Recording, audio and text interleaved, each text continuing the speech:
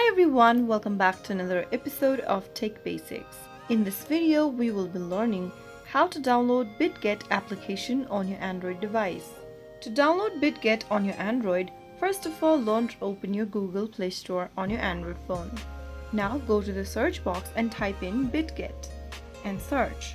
Look for this Bitget Bitcoin and crypto trade app on your search result and tap on the install button. Wait for the application to be downloaded on your device, which will take a couple of minutes. And once it is done, you can launch the app open and start logging in or sign up for Bitget. And that is how you will be able to download the Bitget application for your Android phone.